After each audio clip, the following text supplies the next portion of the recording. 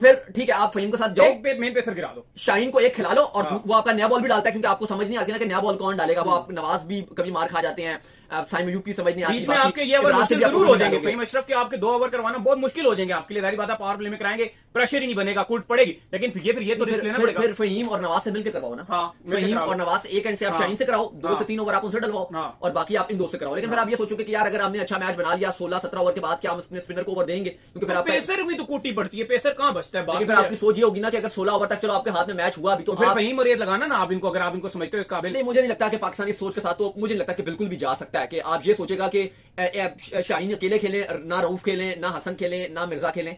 मुझे लगता है हारिस को बाहर कर दें और इसको कीपिंग करवा दें आपके, मोहम्मद हारिस। हाँ, मोहम्मद हारिस को बाहर करके आप जो है वो साहिबजादा फरहान को ये आपने बड़ी इंपॉर्टेंट ऐड कर दें, फिर फरहान मुकीम को। अब बिल्कुल, अब मैं इस पर ही आ रहा था कि इस सीरीज में ना आपके पास बहुत सारी आपकी खुलकर वीक पॉइंट्स आपके सामने आ गए। एक बॉलर कम रहता है बस आपका, सीधी बात। एक बॉलर कम है, फिर मोहम्मद हारिस का रोल के ऊपर सवाल निशान है कि हारिस का रोल क्या है, मोहम्मद हारिस क्या कर रहे हैं बैटिंग में। अगर आप वो जो रोल निभा रहे हैं उनकी जगह आप फिर एक बैट्समैन खिलाओ, या अगर नहीं तो आप उनकी जगह एक स्पिन खिलाओ। मैं हुसैन तलत को ही डाल दो, शायद वही कुछ बेहतर करते हैं, तो कुछ भी नहीं कर रहे ना। नहीं, हुसैन तलत अगर आप उनको मिडिल ऑर्डर में खिलाना चाह रहे हो, तो वो तो फिर आप बेहतर उनको खिला के फरहान से आप विकेट कीपिंग करवाओ, साहिबजादा फरहान को आप ग्लव्स दो। लेकिन अली साहब, ये आपके लूप होल है, और मुझे लगता है कि अगर आप ये लूप होल के साथ आप यूए के साथ जीत जाओगे, अफगानिस्तान के साथ आप एक मैच जीत गए, एक आप हार गए, ये आपके लिए चीजें मुश्किलात का शिकार होंगी, और ये आपको हर्ट करेंगी, ये आपको एशिया कप में हर्ट करेंगी। अगर आप 2 स्पिनर खिलाने में नाकाम रहे, अगर आपने 2 स्पिनर ना खिलाए, अगर आपने हारिस का जो रोल है वो डिफाइन ना किया कि यार वो किस तरह से खेल रहे हैं, ना उनको ऊपर के नंबरों पे वो ना उनको जगह बन रही है, नीचे आप उनको खिला नहीं पा रहे क्योंकि वो खुद अच्छा परफॉर्मेंस दिखा रहे हैं।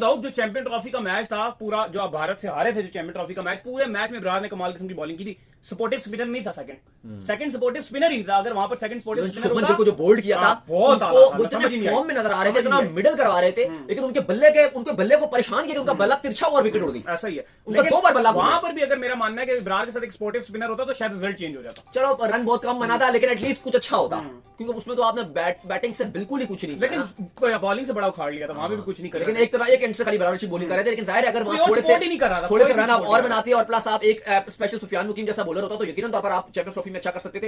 एटलीस्ट अगर आप इंडिया वाला छोड़ भी दो ना, आप न्यूजीलैंड वाला मैच जीत सकते थे। वो अगर आपको वहां पे